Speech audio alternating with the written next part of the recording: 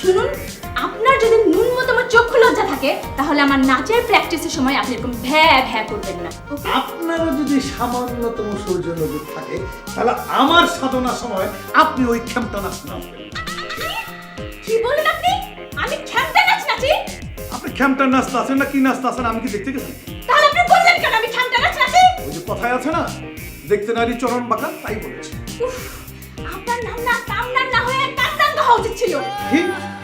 আপনার নামও মল্লিকা না হয়ে উল্লিকা হওয়া উচিত ছিল। খবরদার, আমার নাম নিয়ে আপনি ব্যঙ্গ করবেন না। আপনি আমার নাম নিয়ে তামাশা করবেন আর আমি বুঝি আপনার নাম নিয়ে ভালোবাসা করব না? বাহ বাবা, কি চমৎকার কথা। মল্লিকা নামের মানে জানেন? এতদিন তো জানতাম মল্লিকা মানে ফুল, কিন্তু এখন তো দেখছি মৌমাছির হুল। আপনার নাম যেমন কামরাঙ্গা, আপনার মুখের কথাও তেমনি টক। এতই যদি টক হবে তাহলে এতক্ষণ দাঁড়িয়ে কথা বলছেন কেন? আপনার সঙ্গে প্রেম আলাপ করতে আসেনি। প্রেম থাকলে তো আসবে। ইস, ভারী আমার প্রেমিক পুরুষ রে। শুনুন, এখনো যদি আমি বাইরে বেরোই না, অনেক মেয়েরাই কিন্তু আমার দিকে তাকিয়ে থাকে, বুঝলেন?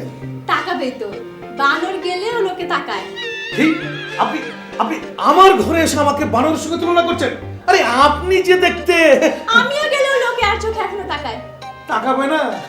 সজারু দেখলে তো সবাই তাকায়, কখন আবার হুল ফুলেতে, ঠিক আছে? কি বলেন আপনি? কি বললেন? আপনি আমাকে সজারু বললেন? আপনার এখানে আর এক মুহূর্ত নয়। জান না, আপনাকে কে বলেছে থাকতে? কি? যাচ্ছি, তবে ফের যদি আপনি এরকম ভ্যা ভ্যা করেন তাহলে ঠিক আপনার দরজার সামনে একটা ভেড়া রেখে যাব, বুঝলেন?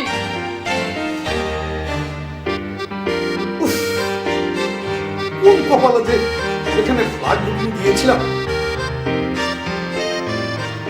মামা, ফ্ল্যাটের কোনো দোষ নেই। তুমি আগে বুকিং দিয়েছিলে বলে তো এত কম দামে পেয়েছো। তুমি জানো না এখন বুকিং দিলে দ্বিগুণ দামে কিনতে হতো? এখন তো দেখছি সেটাই গলার কাটা হয়ে দাঁড়িয়েছে। মামা, আমার মনে হয় কি কোনো বৈরী ভাবে না যে সমঝোতার মধ্যে থাকা উচিত, তাহলে দেখবে অল প্রবলেম সলভ। কি বলি তুই? সমঝোতা করব আমি ওই মেয়ের সঙ্গে? হেই, আমি কি তার ধারধারি নাকি? হ্যাঁ মামা, একটু বোঝার চেষ্টা করো। প্রতিবেশীদের সাথে কিন্তু একটু মিল রেখে চলে ভালো। আশ্চর্য ব্যাপার, তুই দেখি ওদের হয়ে আমার সঙ্গে গালতি করছিস। ওরা কি তোরা খেতে দেয় না পড়তে দেয়? আমি তোকে খাওয়াচ্ছি পড়াচ্ছি, কোথায় তুই আমার হয়ে ওদের সাথে লড়বি? তা না, তুই আসছিস ওদের হয়ে আমাকে বোঝাতে। সরি সরি সরি সরি মামা, আমি তো একদমই ভুলে গিয়েছিলাম যে ওই মল্লিকা আন্টির সাথে তোমার জনমকার শত্রুতা। মনে থাকলে কি মামা আমি তোমাকে সমঝোতার কথা বলতাম? কখনো না, বলতাম না তো। মামা খবরদার, তুমি কিন্তু কোনো অবস্থাতেই ওই মহিলার সাথে আপোষে যাবে না। কেন তুমি আপোষে যাবা? তুমি কি কোনো অংশ ওই মহিলা থেকে কম? তুমি তো ওই মহিলার থেকে পাওয়ার, পজিশন, ধন সম্পদ সব কিছুতে বেশি। তো তোমার নো আপোষ। এই তো এতক্ষণ পরে তুই আমার ভাগ্নির মতো কথা বলেছিস, বুঝলি? শোন, ওই যে ওই মহিলার কি একটা বোনের ছেলেরা আছে না, খবরদার ওর সঙ্গে তো একদম কথা বলবি না। হ্যাঁ, না অসম্ভব, কখনো না। আমার কি মাথা খারাপ? মামা, তোমার কি মনে হয় তোমার ভাগ্নি হয়ে আমি তোমার শত্রুর সাথে আঘাত করব? জীবনেও না। প্রয়োজনে আমি ওদের সাথে লড়বো।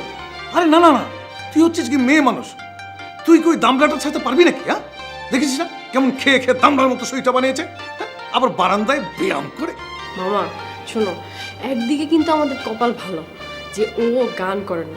যদি গান করতো তাহলে গান আর নাচের শব্দে তোমার সাধনা একদম ধূলিসাৎ হয়ে যেত। তা অবশ্য ঠিক বলেছিস। এখন একজনের সঙ্গে লড়তে হচ্ছে, তখন দুজনের সাথেই বোঝাপড়া করতে হতো। বড় বাচ্চা বেঁচে গেছো মামা। ব্যায়ামে কিন্তু কোনো শব্দ হয় না। তা যা বলেছিস।